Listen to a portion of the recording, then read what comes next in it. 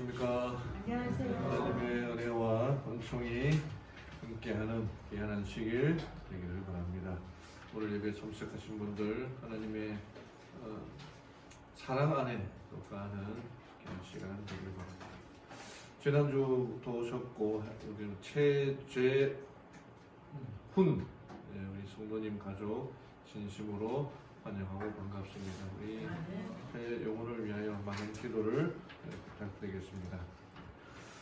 오늘 먼저 하나님의 말씀 마가복음 1장 1절부터 5절까지의 말씀을 보겠습니다. 마가복음 1장 신약성경 두 번째 책 첫 번째 장 마가복음 1장 1절부터 5절까지의 말씀을 드리겠습니다.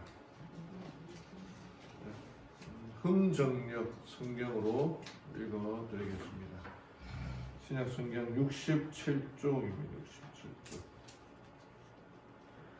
천천히 읽어드리겠습니다.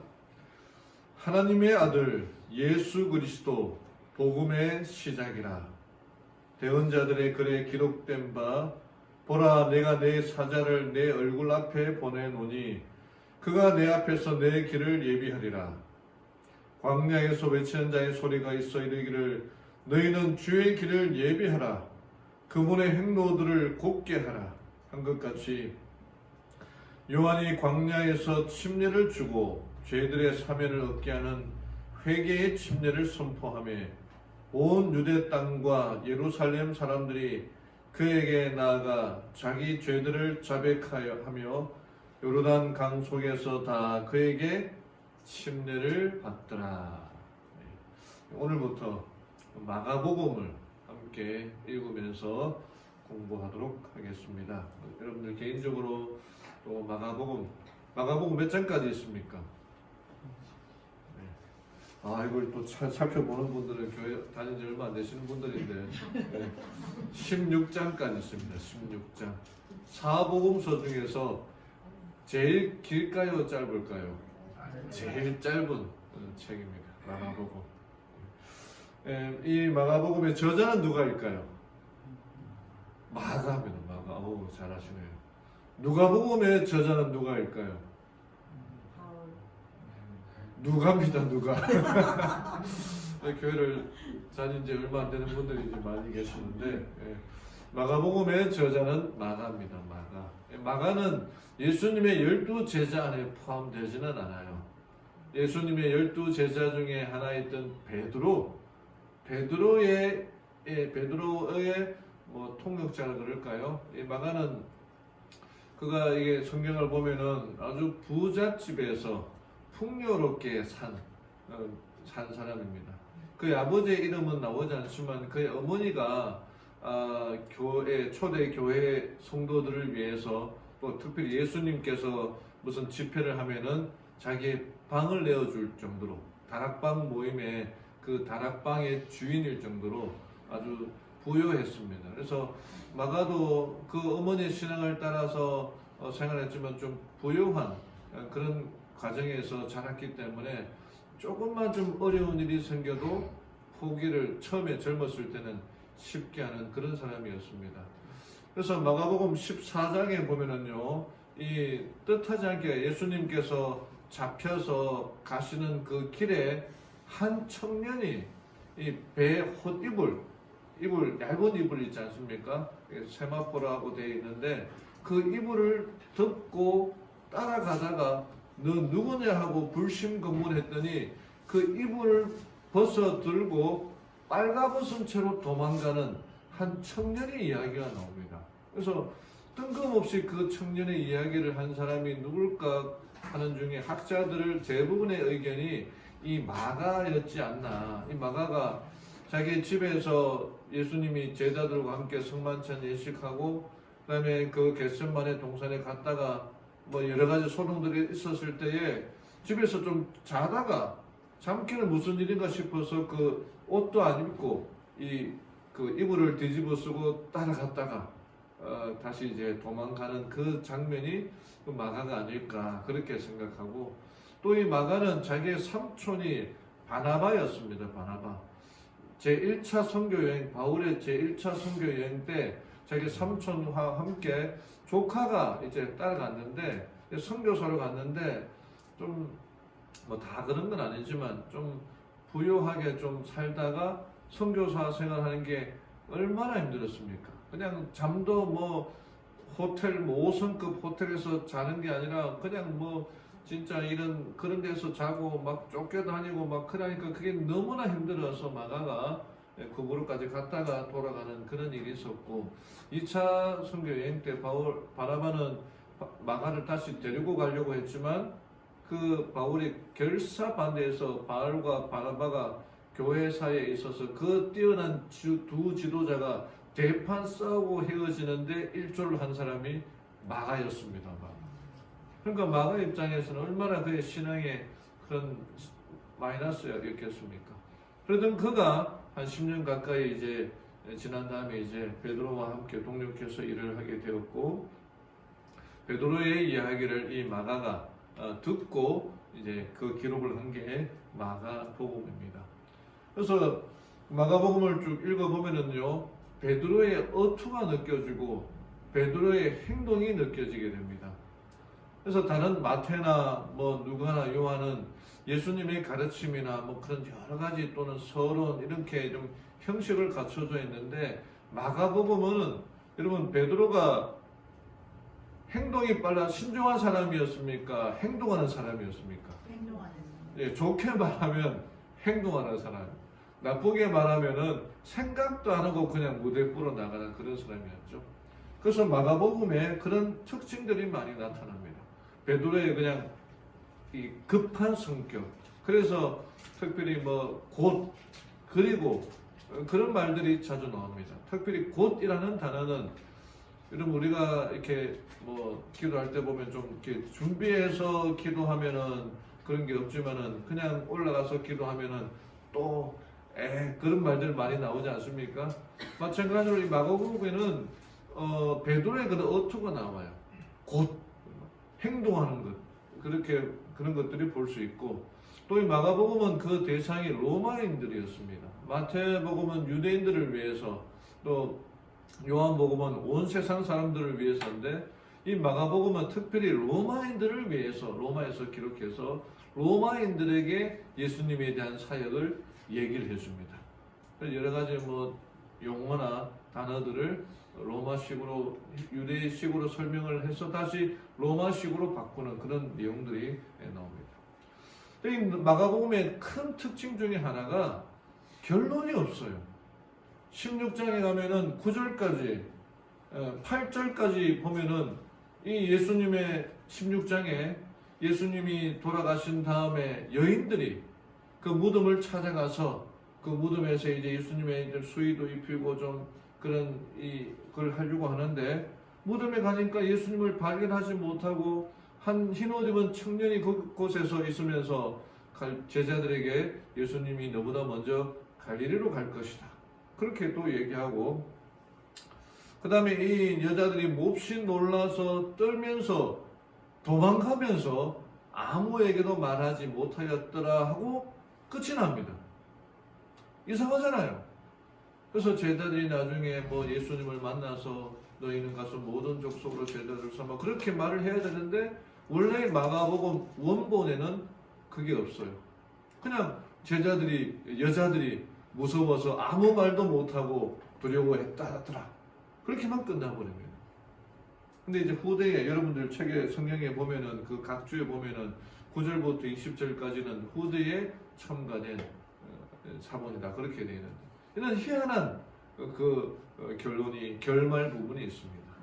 그런 특징들을 갖고 있어. 왜 그런지는 한번 읽어보시고 그 다음에 이제 그 16장 함께 연구할 때 하도록 하겠습니다. 이 마가복음의 특징들이 쭉 있는데 여러분들 봐주셨던 그 66권 성경 달통 김성진 목사님의 책에는 내용들을 이렇게 조금 요약을 했습니다. 그래서 특별히 이 종으로 오신 예수님을 표현하고 그 다음에 문장의 특징이 간결하고 박진감이 넘치는 문장입니다. 그래서 행동하는 종, 봉사하는 종이 여유 있게 살지 않지 않습니까? 늘 주인 이렇게 뒷바라지하고 챙겨다 보니까 늘 바빠요. 쉴 틈이 없어요. 그런 모습들을 표현하고 있습니다. 나머지 분들은 차근차근 하면서 말씀을 나누겠습니다. 마가복음의 구조는 세 부분으로 나눠지는데 첫 번째는 갈릴리에서 있었던 사역들, 그 다음에 제일 마지막은 예루살렘에서 예수님의 죽으심의 모습들인데 그 가운데가 갈릴리에서 예루살렘으로 가는 길 여정들을 그렇게 설명하고 있습니다. 제가 이런 내용들을 우리 교회 밴드에다가 다 올려놓을 테니까 참고하시면 되겠습니다. 그렇게 이제 나눠줄 수 있고, 그다음에 이제 마가복음, 사복음서, 공간복음 또는 사복음서라고 하는데 예수님을 자기의 각 저자들마다 자기의 보는 관점이 달랐죠. 누가는 예수님의 제자가 아니었으나 그가 의사 출신이었습니다. 그러니까 그 용어들을 보면은요, 의사적인 용어들이 나와요. 그래서 의사인 자기가 볼 때에 예수님이 어떠한 모습으로 행동하셨고 사셨는가를 보고, 마태는 자기가 세리였고 좀 배운 사람이라서 세리의 입장에서 자기의 정말 아무렇지도 않게 살아간 세리, 유대인들에게서 세리는 그 나쁜 사람 중에 나쁜 사람 아닙니까? 남자 중에 제일 나쁜 사람이 세리였지 않습니까? 근데 세리인 자기에게 찾아오시는 그 예수님의 너무나 감사해서 그 모습으로 표현하고 있는, 그런데 이 마가복음은 베드로의 음성을 들으면서 이렇게 설명할 수 있다라고 되어 있습니다. 이런 내용들을 차근차근 또 보면서 한번 읽어보시고, 16장이면은 하루 만에 다 읽을 수 있겠죠. 한번 읽어보시고, 마가복음은 16장까지 있구나, 그렇게 이제 또 외우는 것도 좋은 기회라 생각이 됩니다. 자, 오늘 마가복음 1장 1절부터 5절까지 나타난 말씀, 특별히 1장 1절에는 복음의 시작, 하나님의 아들 예수 그리스도, 복음의 시작 이라고 말하고 있습니다. 정말 베드로의 특징이 그냥 나타납니다. 행동하는 사람은 말을 길게 할까요? 짧게 할까요? 짧게 합니다. 너무 이제 설명이 없을 정도로 짜증나면 아예 말도 안 합니다. 근데 정말 이 한 문장으로 하나님의 아들, 그 베드로가 7장, 마가복음 7장, 8장에서 예수님이 하나님의 아들이라고 고백하는 내용이 나오지 않습니까? 하나님의 아들, 예수 그리스도, 복음의 시작이다. 내 인생이 변화된 시작이라고 하는 이 고백이 우리 모두의 고백이 되기를 바랍니다. 아멘. 이게 우리 인생의 전부입니다. 내 꿈을 이루기 위해 이 길을 가는 것이 아니라 내 꿈에 예수님을 초청하라고 오늘 안교 시간에 배웠지 않습니까? 초청해서 그분에게 모든 것을 맡기고 나아가라. 복음의 시작이다. 전에 하미순 집사님이 한번 소개해드린 참미 같은데, 그 전에 여기에 제가 시를 하나, 이 하루를 시작하기 전에 라는 그 시가 있거든요. 생각하는 시간을 따로 떼어 주십시오. 그것은 힘의 원천이 되기 때문입니다. 책 읽는 시간을 따로 떼어 주십시오. 그것이 지혜의 힘이 되기 때문입니다. 사랑하고 사랑받는 시간을 따로 떼어 주십시오. 그것은 하나님이 부여한 특권이기 때문입니다. 웃는 시간을 따로 떼어 주십시오. 그것은 영혼을 위한 음악이기 때문입니다. 남에게 주는 시간을 따로 떼어 주십시오. 그것은 이기적이기엔 우리 하루가 너무 짧기 때문입니다. 그 마지막에 기도하는 시간을 따로 떼어 주십시오. 그것은 지상 최대의 힘이기 때문입니다. 라고 되어 있거든요. 이 마가복음을 시작하면서 또 이제 한 해를 마무리하는 첫 12월 달에 첫 안식일 아닙니까?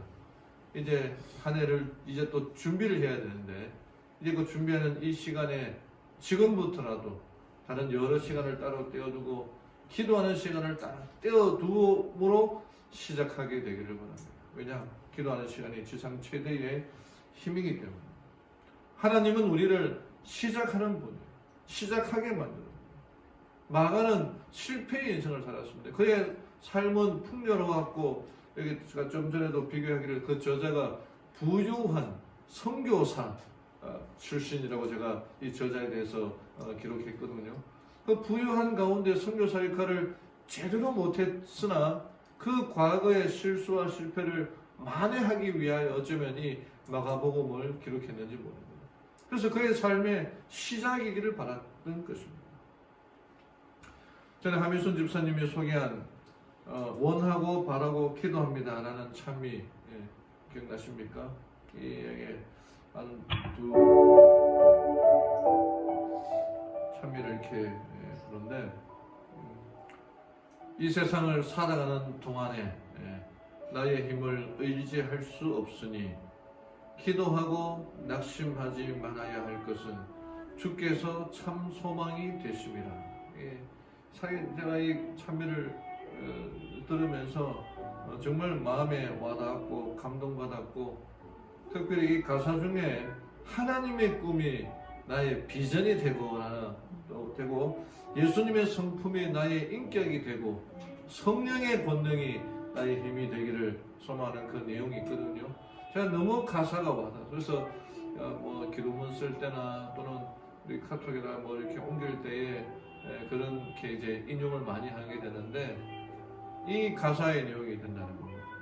제가 마가복음을 쭉 읽으면서 우리가 후배가 준 임광원 집사가 준 성경책으로 성경표를 놓고 이제 쭉쭉 읽으면서 또 생각났던 찬미가 바로 이 찬미가입니다. 마가는 어떤 심정으로 이 마가복음을 썼을까요? 이렇게 마가는 성공한 선교사가 아니었습니다. 그래서 성공한 선교사가 아니었어요. 성공한 신앙인이 아니었어요. 그냥 어머니의 그냥 그늘에 어머니가 다니는 교회 그냥 따라다녔고, 자기 삼촌이 그냥 선교회 한번 가자. 그 가면 고생도 하지만 재밌는 일도 많다. 뭐 그 얘기에 끌려가지고 선교사로 따라갔다가 그냥 죽도록 고생하고 돌아왔고, 게다가 그 일로 말미암아 사도 바울한테 찍혀가지고 10년 동안 이렇게 뭐 왕래를 못할 정도로 그렇게 살았던 사람이 마가였지 않습니까? 그러나 자식아 비록 어릴 때부터 모태신앙이고 선교사 경험도 있고 어머니도 이름 있는 그 초대교회의 사람이었지만 자기도 좀 믿음 있는 것을 좀 보여주려고 노력을 했을지 모릅니다. 사도 바울에게 다시 인정을 받고 싶었을지 몰라요.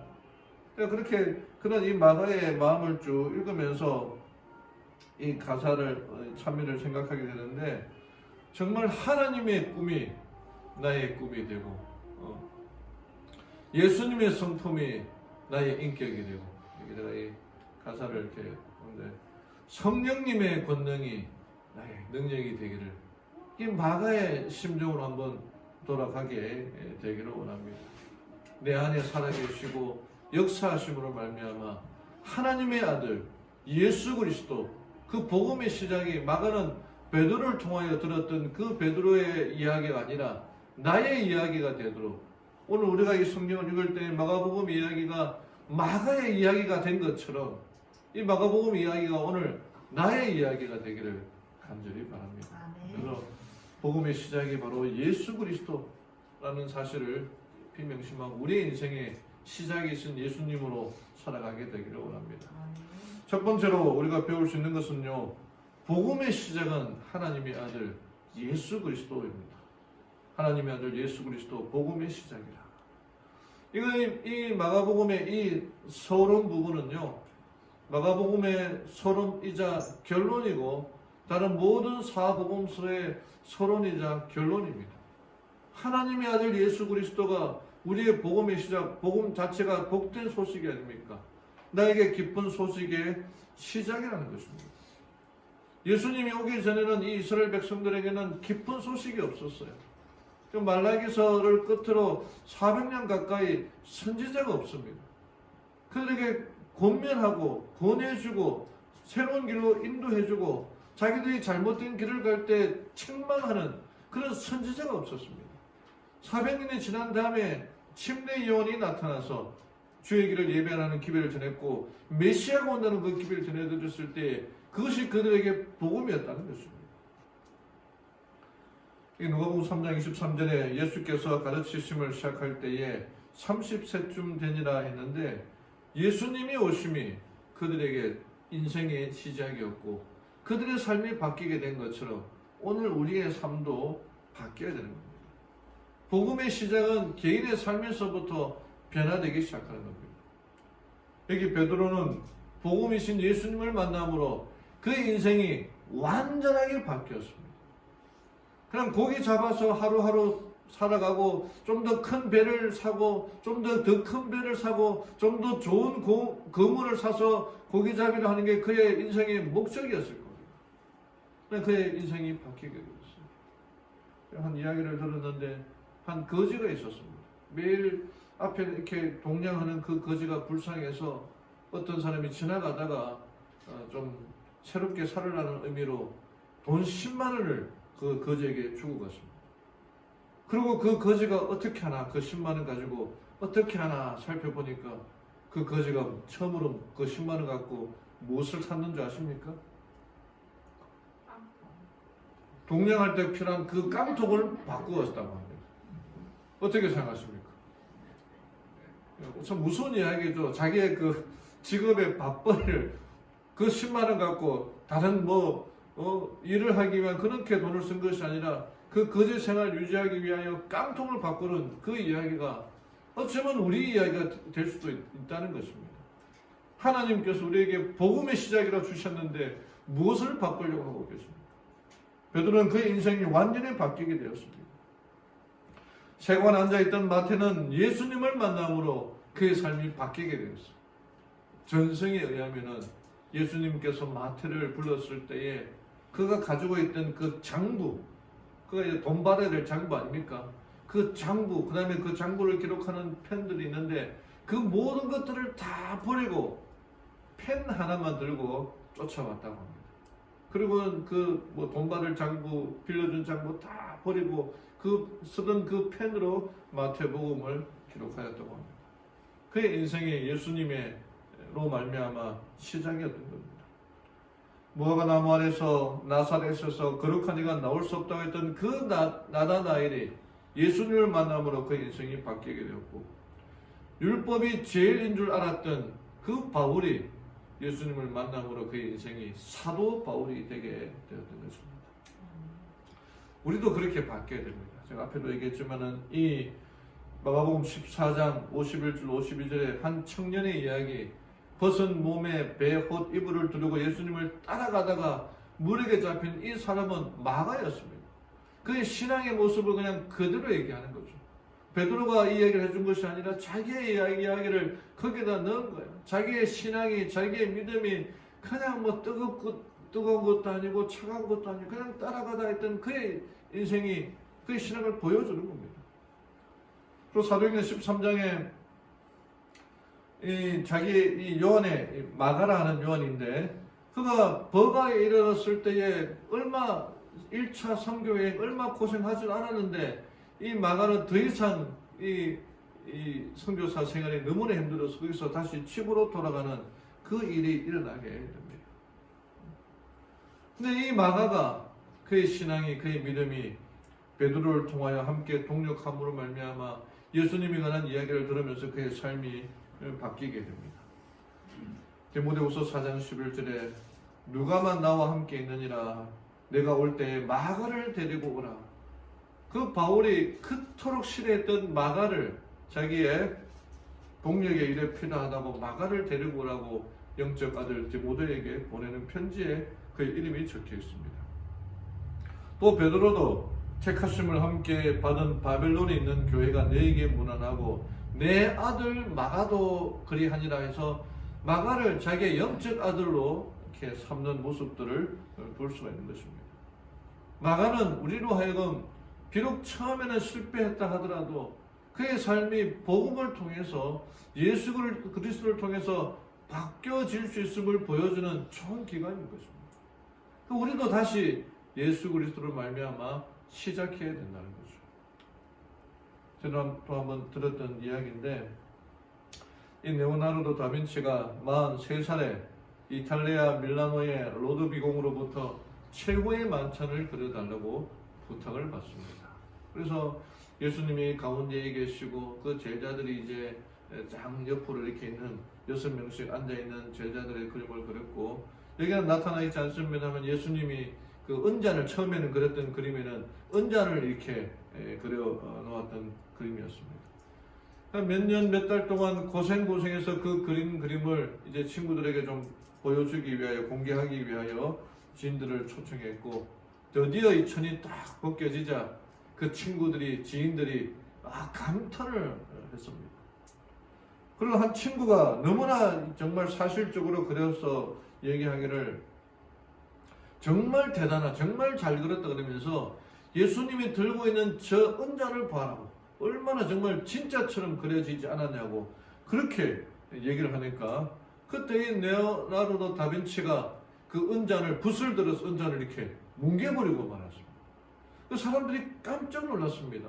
그렇게 고생해서 그린 그림을 왜 그렇게 할 수 있냐고 했더니, 이 작품은 실패한 것입니다.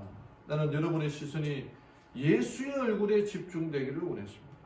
그런데 유리잔에 시선이 모아졌다면 그것은 제 의도를 벗어난 것이죠. 여러분, 이 그림들을 볼 때 우리가 복음을 볼 때 무엇을 봐야 되는 겁니까? 예수 그리스도를 봐야 되는 거죠. 그 예수 그리스도를 통해서 복음의 시작이 되는 겁니다. 그래서 하이포이는 이 글들을 통해서, 본면의 글들을 통해서 우리가 예수님으로 말미암아 하나님의 아들과 딸이 되었다라고 되는 거예요. 그리고 더 이상 사탄의 노예가 아니라 하나님의 아들과 딸로서 살아가야 한다는 것입니다.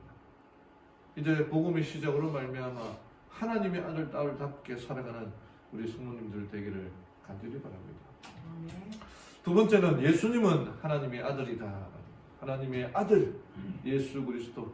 마가는 이 마가복음을 쓰면서 그의 그 과정에 있는 것들을 처음에부터 말합니다. 하나님의 아들 예수 그리스도는 하나님의 아들, 신성의 신 하나님의 아들이시다. 그분은 하나님의 아들이었지만 우리들을 위하여 종처럼 수고하시고 봉헌하신 분이시다. 마가복음 8장에 제자들이 빌립보 가이사랴 마을에 들어갈 때에 예수님이 제자들에게 물어보지 않습니까? 사람들이 나를 뭐라고 하느냐? 그랬더니 사람들은 뭐 선지자다, 침례 요한이다, 그렇게 얘기를 합니다 라고 했을 때, 그때 예수님이 다시 질문하기를, 너희들은 나를 누구라 하느냐, 누구라 생각하느냐 라고 그렇게 질문을 합니다. 그때에 베드로가 한 대답이 말하기를, 베드로가 대답하여 이르되 주는 그리스도이십니다.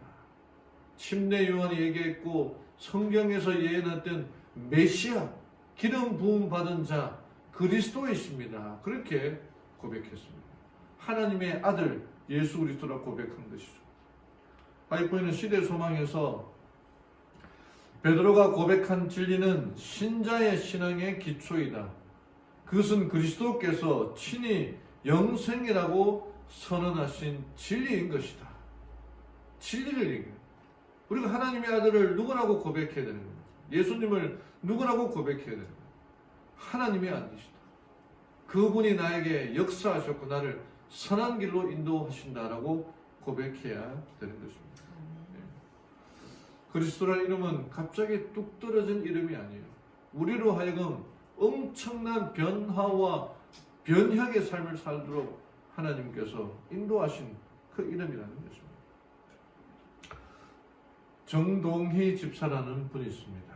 이분이 초등학교를 졸업하고 내 자식들은 좀 초등학교만 졸업하고 내 자식들은 좀 잘 공부시켜 보겠다 하는 생각으로 가까이 마산으로 이제 이사를 해서 온갖 힘든 일을 마다하지 않고 열심히 일을 합니다. 낮에는 일하고 또 밤에는 동네 사람들의 그 화장실을 수거를 해서, 근데 그 화장실을 그냥 그 분뇨들 버리기 아까워서 놀고 있는 땅을 얻었다 그 땅에다가 이제 빌려가지고 농사를 짓고 뭐 엄청나게 일을 많이 합니다.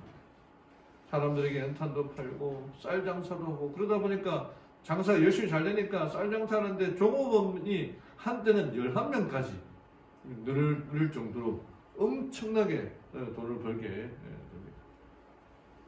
돈을 많이 버니까 옆에서 이제 유혹이 이제 많아지는 거죠. 그로 인해서 한 이제 여인과의 그 악연이 시작되는데, 한순간의 실수로 그 여자를 살해하고 사형수가 되어 감옥에 갇히게 됩니다.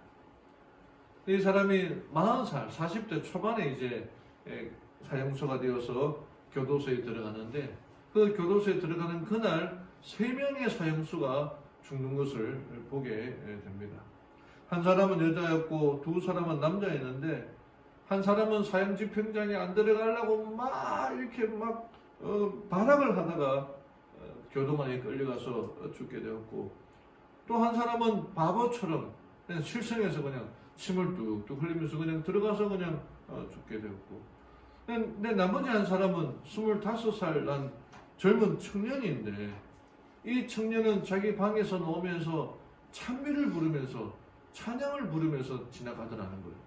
그럼 하도 신기해서 이 정동희 집사가 그 청년하고 눈이 딱 마주쳤는데 그 찬미를 부르는 청년이 자기 보고 하는 말이 예수를 꼭 믿으십시오. 그 말을 하고 찬미를 부르면서 지나가더라는 거예요. 그러면서 이 사람의 마음에 의문이 생기기 시작합니다. 자기도 사형수거든요. 나도 사형수인데 자기도 분명히 죽을 텐데 앞에 죽는 그 2사람은 뭐 발악을 하고 막 바보처럼 그렇게 죽었는데 이 젊은 사람은 어떻게 찬미를 부르면서 지나가는데 두려운 것도 없이 무서워하는 것도 없이 그렇게 사형수가 될 수 있냐 그러면서 나도 죽을 땐 죽더라도 편안하고 기쁘게 죽어야 되겠다. 이 사람이 말은 예수님을 믿어야 되겠다. 그렇게 결심하게 됩니다. 그러면서 성경책 하나를 구해서 첫 번째 해 성경을 무려 22번이나 읽게 됩니다.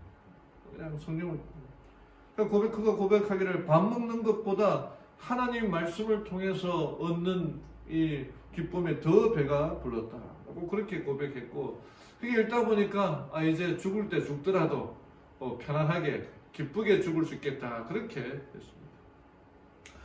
근데 그렇게 교도소 생활을 다 하니까 이제 모범수가 되는 거예요. 처음에는 그가 감옥에 있는 동안 대통령이 5번이나 바뀌는데 3번의 특별 사면을 받게 됩니다. 처음에는 사형이었지만 거기서 무기징역에서 20년을 받았는데 19년 만에 이렇게 출소를 하게 되었습니다. 그러니까 교도소 안에서 성경을 보면서 예수님을 깨닫게 되니까 점점 마음에 이제 기쁨이 생기는 거예요. 그래서 다른 사람을 위해서 뭔가 봉사를 하고 싶은 그런 마음이 생기기 시작합니다. 자기는 이제 자유가 없으니까 나갈 수 없어서 무슨 일을 할까 고민하다 보니까 교도소 안에서 보니까 멀쩡한 사람들이 입던 옷을 태우는 걸 보게 됩니다.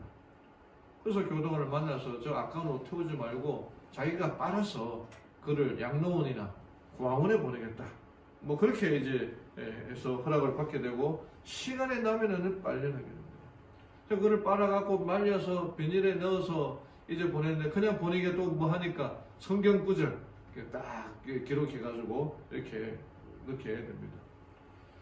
그래서 이게 봉사를 하게 되는데 자기가 이제 자식들 공부시키려고 이렇게 장사를 하고 사업을 하다가 실수로 그만 사람을 죽이고 재산도 다 이렇게 없어져 버렸는데 자기가 교도소에서 열심히 봉사하다 보니까 하나님께서 자기 자녀들을 학교를 해결해 주는 그런 놀라운 경험을 하게 됩니다. 그래서 모범수로 19년 만에 이제 출소를 하게 되는데 40살에 들어가서 거의 60이 다 되어 나왔다는 거죠.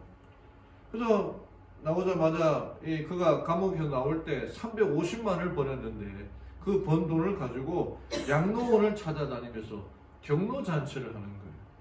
그러니까 할아버지 할머니가 좋아하는 걸 보니까 자기도 기뻤고 한 번은 양로원에서 잔치를 하는데 사람들이 너무 많이 와가지고 1,300명까지 와서 그가 빚을 1,400만 원이나 빚을 지게 되었다라고 그렇게 하는 겁니다.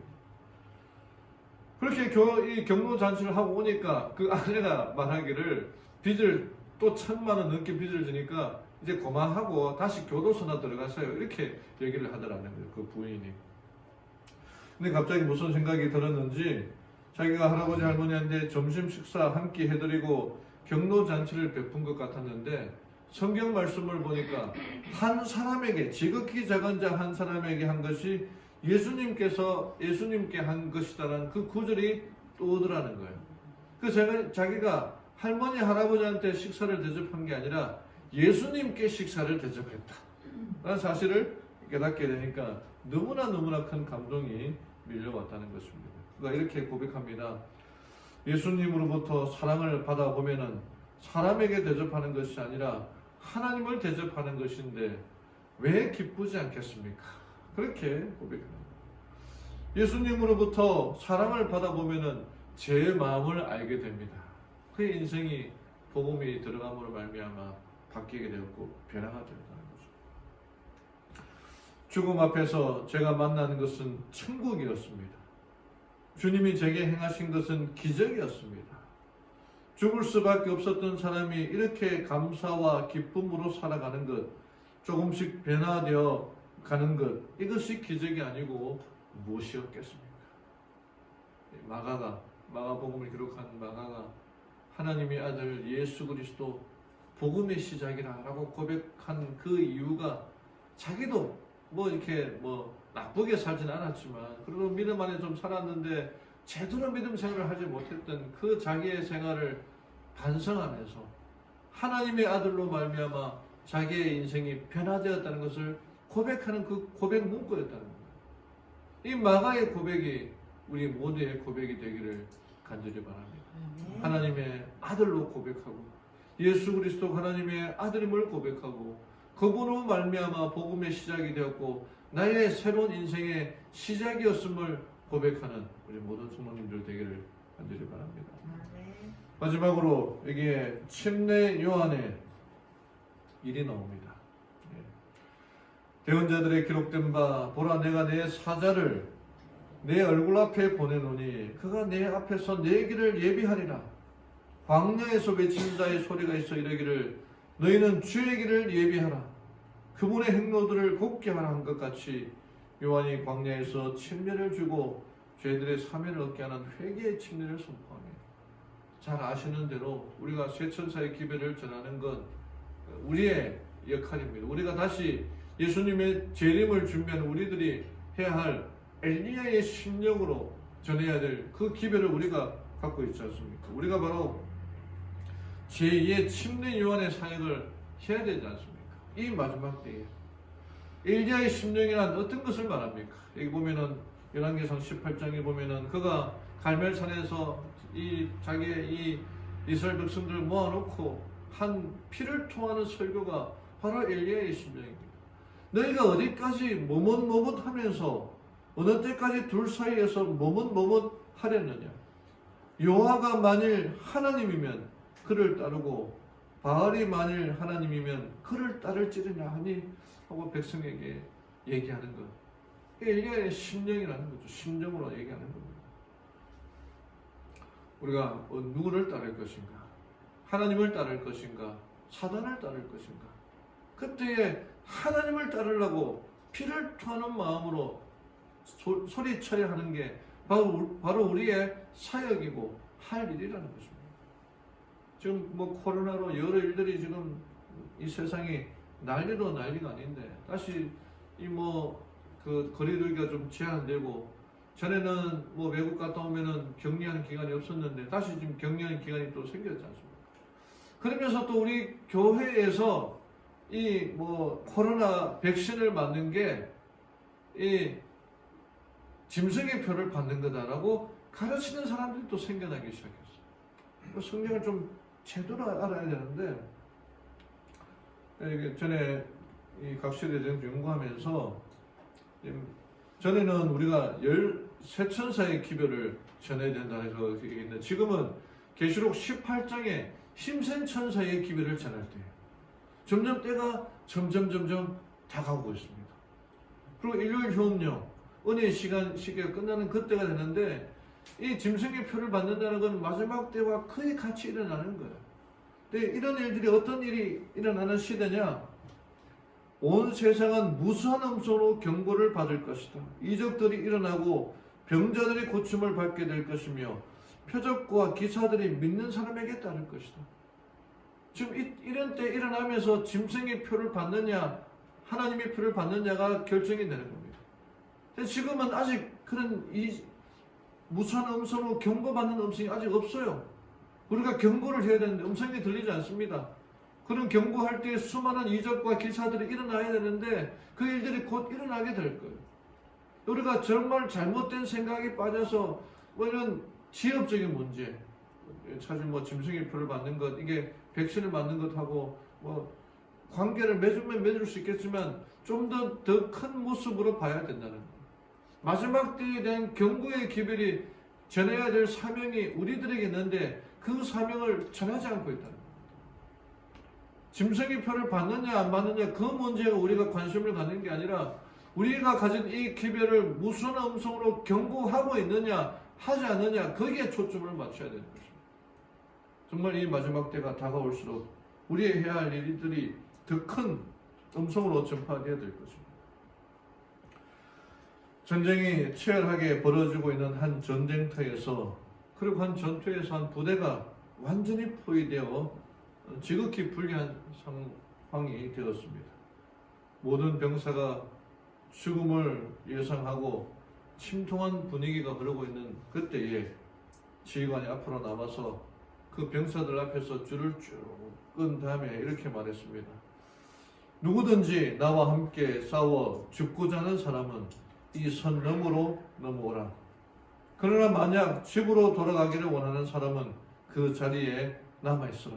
우리가 우리의 죽음으로 통로를 열어줄 것이다. 죽기를 각오하고 싸우자는 거죠. 만약에 죽기를 각오하지 않은 사람은 뒤에 남아있어. 그러면 자기들의 그 통로를 열어주겠다. 모든 사람 병사들이 한 사람 한 사람 다 선을 넘어왔습니다. 단 한 명만 그 선을 넘지 않고 있었습니다.